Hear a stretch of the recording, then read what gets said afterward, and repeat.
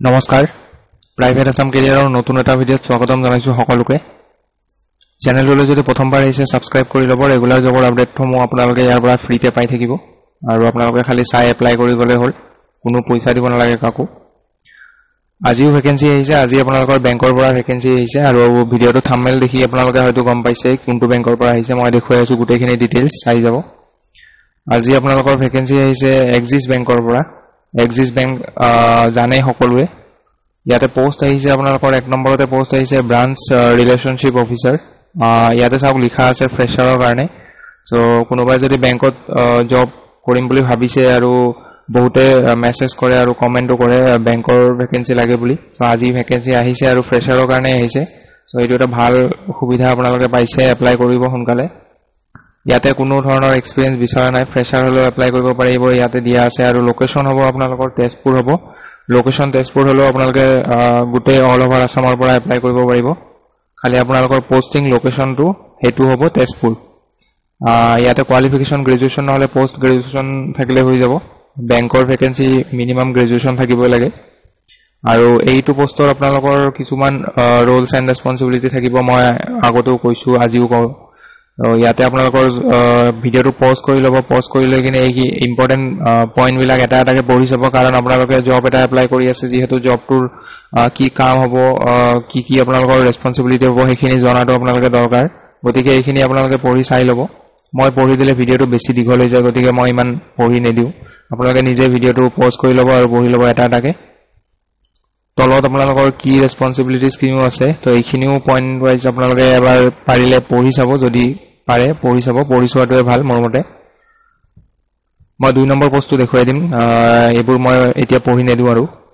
2 number পোষ্টটো হৈছে আপোনালোকৰ ব্ৰাঞ্চ ৰিলেশনশিপ অফিচাৰ এইটো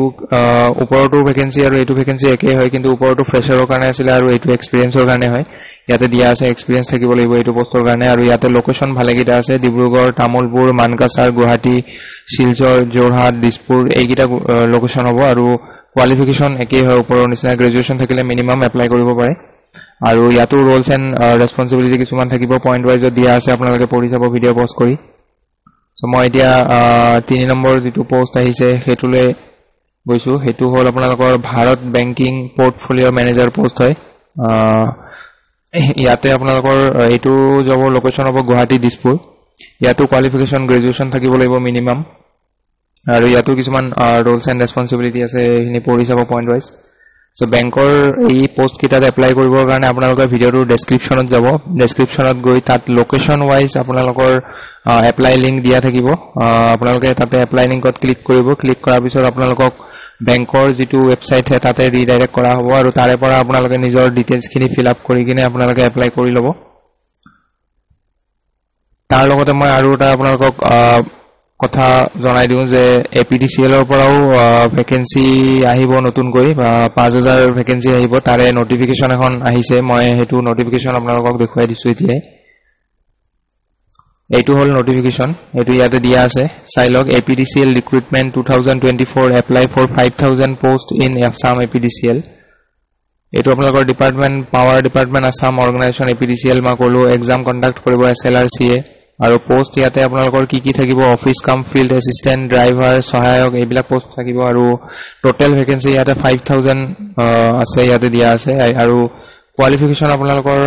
ড্ৰাইভাৰ সহায়ক হেবোৰৰ কাৰণে আপোনালোকৰ ক্লাছ 10 পাস কৰা হলে হ'ব লগতে ড্ৰাইভিং লাইসেন্স থাকিব লাগিব আৰু যিবোৰ সহায়কৰ পোষ্ট হেবিলাকৰ কাৰণে ক্লাছ 8 পাস কৰা হলে হ'ব আৰু অফিস কাম ফিল্ড এসিস্ট্যান্ট তাতে 12 পাস আৰু গ্ৰেজুৱেচন কৰা হ'ব লাগিব ইয়াত এপ্লিকেশন ফিজ দিব লাগিব এপ্লিকেশন ফিজ টো আপোনালোকৰ 42 টু 20 ৰ পৰা আপোনালোকৰ 297 টু 20 रुपीसৰ ভিতৰত আপোনালোকৰ এপ্লিকেশন ফিজ হ'ব আৰু কোৱালিফিকেশন খিনি আৰু স্যালাৰি খিনি পোষ্ট ওয়াইজ তলত দিয়া আছে মই হিখিনি দেখুৱাই দিছো আপোনালোকক ইয়াতে আপোনালোকৰ ক্যাটেগৰি ওয়াইজ কিমান ফিজ দিব লাগিব এপ্লাই কৰিবৰ কাৰণে তাত দিয়া আছে জেনাৰেলৰ কাৰণে 297.20 रुपीस হ'ব ওবিসি এসসি এসটিৰ কাৰণে 197.20 रुपीस আৰু বিপিএলৰ কাৰণে 47.20 रुपीस আৰু পিডব্লিউডিৰ কাৰণে 47.20 रुपीस হ'ব সো এইটো হল এপ্লিকেশন ফিজ আৰু age limit minimum 20 years 21 years হ'ব লাগিব আৰু ম্যাক্সিমাম 38 লৈকে পাৰিব আৰু category wise আপোনালোকে relaxation পাব ইয়াতে দিয়া আছে চাই লব relaxation কি দিও এতিয়া পোষ্ট আপোনালোকৰ এসিস্ট্যান্ট একাউন্টস অফিচাৰৰ পোষ্টৰ কাৰণে আপোনালোকৰ ইয়াতে গ্ৰেজুৱেচন থাকিব লাগিব আৰু আপোনালোকৰ স্যালাৰি হ'ব ইয়াতে 16800 ৰ পৰা 60500 ৰ ভিতৰত আৰু ইয়াতে গ্ৰেড পে হ'ব আপোনালোকৰ 8700 দুই নম্বৰতে আপোনালোকৰ অফিস কাম ফিল্ড এসিস্ট্যান্ট এইটোৰ কাৰণে আপোনালোকৰ HS লাগিব হাই সেকেন্ডাৰী পাস কৰা হ'ব লাগিব আৰু স্যালাৰি ওপৰটো নিচিনা একেই হয় খালি ইয়াতে গ্ৰেড পে এমাউন্টটো কম হয় 5800 হয় তিনি নম্বৰটো আপোনালোকৰ লাইট ভেহিকল ড্ৰাইভাৰ এইটোৰ কাৰণে আপোনালোকৰ HSLC পাস কৰা মানে ক্লাছ 10 পাস কৰা হ'ব লাগিব আৰু 2 বছৰ এক্সপেৰিয়েন্সও থাকিব লাগিব আৰু ড্ৰাইভিং লাইসেন্সটো থাকিব লাগিব ইয়াতে স্যালাৰি হ'ব 12400 ৰ পৰা 47400 ৰ ভিতৰত আৰু গ্ৰেড পে হ'ব 5500 আৰু সহায়কৰ কাৰণে ইয়াতে HSLC পাস কৰাৰ লগতে ITI ওয়্যাৰম্যান ইলেক্ট্ৰিচিয়ান ফিটাৰ এইকিটা যদি ব্ৰাঞ্চত ITI কৰা আছে এপ্লাই কৰিব পাৰে স্যালাৰি ড্ৰাইভাৰৰ নিচিনা একে হ'ব সো এইখিনি আছিল আজি আপোনালোকৰ APDCৰ ইম্পৰ্টেন্ট নোটিছটো ইয়াতে আপোনালোকৰ ইয়াৰে এপ্লাইটো কেতিয়া ষ্টাৰ্ট হ'ব ইয়াতে চাওক দিয়া আছে date of start date of online apply জুলাইত ষ্টাৰ্ট হ'ব আৰু ইয়াতে আপোনালোকৰ এক্সাম হ'ব এক্সামৰো মই আপডেট দি দিম আপোনালোকৰ এপ্লাই যেতিয়া ষ্টাৰ্ট হ'ব তেতিয়াও মই আপোনালোকক জনাই দিম বাৰু